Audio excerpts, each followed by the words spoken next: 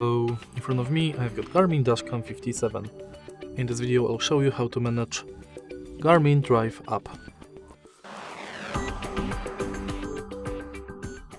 In the beginning make sure that your camera is connected with smartphone app.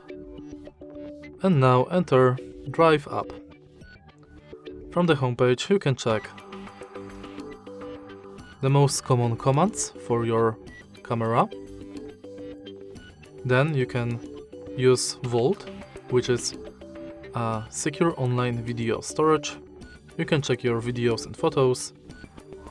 You can take picture, save video, check live view, enable audio recording and add another device. If you go to settings, you can select your DC57 and now you can manage every setting you could on the camera. For example,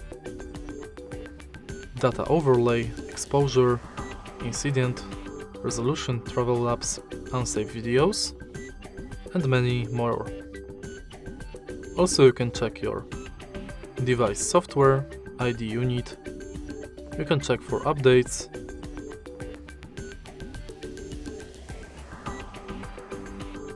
reset to defaults, and forget device. And that's basically it.